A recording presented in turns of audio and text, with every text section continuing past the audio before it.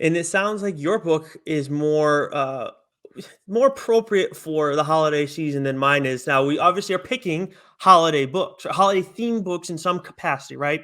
What? You couldn't put a little sprig of holly on the fucking clock? Oh, that'd be a good idea, wouldn't it? Yeah. My place is much more decorated than it has A been. little mistletoe up there, perhaps, or a wreath. Hang a I wreath from the fucking clock. Well, some people know that I have this like tiny tree, right, that I've had for the couple years that I've been in my current Is that what you call residence. it? It's more like a bush, but that is now on the windowsill, and I actually do have a tree now. We have a bunch of presents around the tree now. It's almost like the place has like a lady's touch. You know, I mean, the place looks a little bit better. So, It anyways, looks like you should be on the People's Communist Party podcast with how bland your background is. well, some people are going to say that about me after the book that I talk about today because I absolutely love this thing, and this is let's start with this, Joe. Would you, if we had the means to No. clone Jesus, would you want to see it done? No? No, no, I don't think so. No, you don't think so? Oh, well, then I don't know how you're going to feel about the book I'm talking about today. Punk Rock Jesus from Vertigo Comics by Sean Murphy. He's the writer and the artist. I talked about this in the holiday gift guide, and I'm going to talk about it again probably with our annual. Definitely going to talk about it with our annual. He is one of my favorite creators in the business. He is the writer and the artist on this series, 6-issue series. As Joe said before, we share the letterer, Todd Klein, for the series. As much as Joe, he frustrated you with your book, didn't really have much of an impact on me for this series, so I will put that out there. But I find it interesting we have that in common, and both of these books are writer and the artist is the same individual, which that does carry some weight. I think it does have an impact. Not that I want to always just read books that are written by artists only, because sometimes the artists aren't necessarily, when it comes to that aspect of storytelling, that's not necessarily their strengths. But that's something I think you see a lot in manga, where it's the writer and the artist is the same person. But Sean Murphy, when it comes to writer artists, he is one of the best in the business, one of my absolute favorites, period. And this is all, like, Joe, your book was available on Hoopla, if I'm not mistaken, right? Oh, yes, it was. Okay, so mine is also available on Hoopla. Again, a 6-issue series. This began in 2000. The series began in 2003, but it was largely set in 2019 to like 2035, if I have my math correct. A quick synopsis on Punk Rock Jesus. The newest hit reality show has the unlikeliest celebrity of all in this new black and white miniseries from writer artist Sean Murphy.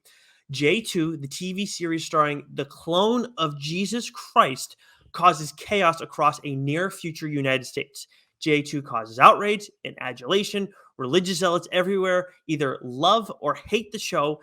Angry politicians worry about its influence on the nation, and members of the scientific community fear the implications of cloning a human being at all, let alone the Son of God. Now, who is the Son of God in this? We would think, okay, they're just going to call him Jesus Christ Jr. or whatever. But that actually wouldn't make sense. But I didn't know. I figured they just call him Jesus again. His name is Chris. His mother, his virgin mother, is named Gwen. So she's like, they do like a procedure and everything, and then she's like has to carry the kid for the full 9 months and whatever. The scientist who helped out with that process and oversaw, I'm going to throw oversaw in quotes, Chris's education, was Dr. Sarah Epstein.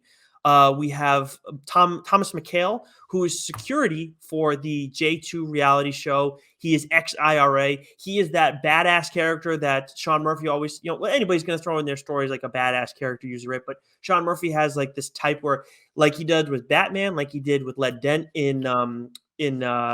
with Tokyo Ghost, which is written by Rick Remender, not by Sean Murphy. But he has this big jack character who rides a kick-ass chopper.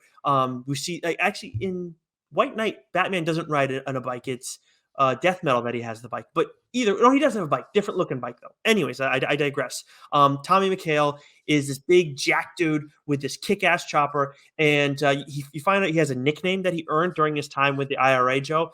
And I'm not going to say it to the people now because it comes up later on in the story.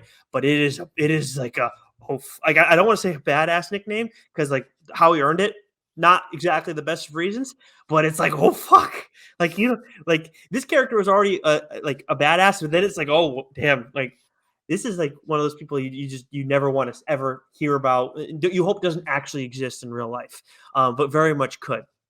Then you have Rick Slate, who is the producer of Ophus's reality series. Ophus is like basically like NBC, CBS, that sort of thing.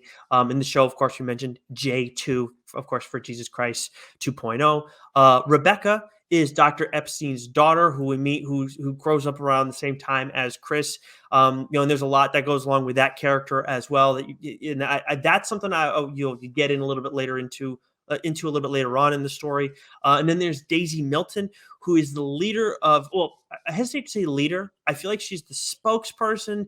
She's definitely the face, at least, of the New American Christians, the NAC. And this is a radical Christian group that opposes J2, but kind of flip-flops back and forth on Gwen, flip-flops back and forth on Chris, because there's a lot that goes on with those two characters throughout the course of the show, because there's obviously, you have like, so I ask you, if Joe, if we would, you want to clone Jesus, if we had the means to, would you then, if you had that option, let's say that they did that, would you want to have there be like a reality show centered around this individual too?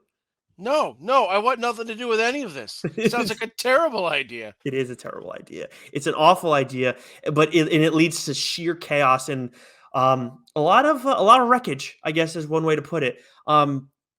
And what's really interesting is you don't find this out till the end of the book, but this is not a spoiler. This is more about Murphy and his approach to writing, because of course, with anything you're going to do that's going to involve, Jesus, and this is supposed to be, Jesus kind of reincarnate, you're going to be talking about religion, and then like, you think maybe some form of a crisis of faith, and this story coincided in Sean Murphy's like actual life, his path towards atheism. So there's a whole lot going on here for him as he's writing this, and he was writing it before he kind of took that turn, and that's what helped him write this story. And there's so much with whether we're talking about Chris, whether you're talking about Tommy Mchale, Gwen, and some of these other characters, when you're talking about faith, they all go through different stuff. So his own experience is not just shown in one character, and I thought he did an outstanding job.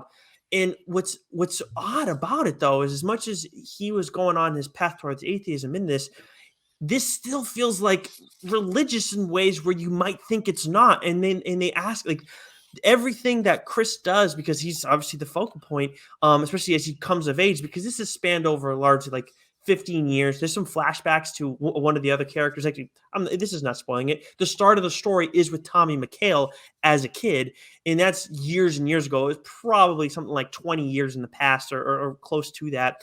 And then with the focus on Chris, it's over the span of like 15 years. And with him, it's just the things that he does along the way. It's like, oh, it seems like he's really like he's doing this, but then it's like, oh, what about that? Like in terms of like religiousness, and like when you think about, if you have any background and understanding of the original Jesus Christ, you think like, well, he did do this and he did do that, and like it's just a lot of question marks along the way, and a real thinker for me. And despite certain individuals' motives, it's crazy how like, yeah, it seems like you're going in one direction, but it's still kind of along the lines of the other, in terms of religious or atheist. And I really, really enjoy this. And for those who've listened to the show long enough, that anytime you're dealing with anything like that has some sort of religiousness in it, I'm going to be fascinated by it. Like that We Have Demons is religious stuff. Constantine, as much as he is more a warlock wizard than anything else, like he is dealing with heaven and hell constantly. That is part of why I love that character. So when you get those sorts of things mixed into this, you're not like, well, you're not dealing with angels and demons, really. You're not like, that's not the thing here. It's all about people. But I that's still a very fascinating topic for me for personal reasons. Like it's just I think it's such a messy thing in the world. There's a lot of messy things in the world, but that's one for me that's always kind of had my attention. So anytime you're getting that involved in a story, I want to hear it. And Sean Murphy, I mean, he's just one of my favorite writers, and he's obviously one of my favorite artists too. So it's really interesting. And like the largest question I think that gets asked in this, Joe, is how would people respond to Jesus if if that actually happened, like if he was actually brought back from death, like how would people who are very religious, how people who are atheists and all that, and then also what if he denounced a lot of the things done by people who worshipped him for their entire life? That like those two questions are the biggest thing that are kind of answered, at least through Murphy's lens, throughout this story. So it's like an absolute page turner. Another one that's available on Hoopla, and I like it should be made into a movie. But I know you're going to ask me that, but I'm going to steal that from you. 100% should be a movie. Is a no brainer for me. Well, Yeah, it could be a show if they wanted to, but you'd have to do a lot of extension on certain things. yeah, no, make it a movie, Yeah. and throw it on Netflix, and let's watch all the people that used his name for what they thought were doing good. Yeah. Get their shit handed to them Yeah. because they're fucking hypocrites. hmm It will be. This would definitely be a controversial show, like movie. If this Yeah, came out, no doubt. I would think it would be really good. This is a really good book, and the Yeah, black and white too. Like you could have done it in color and it would have been fine, but it like black, not at all distracting that yeah, it's black and white for me whatsoever.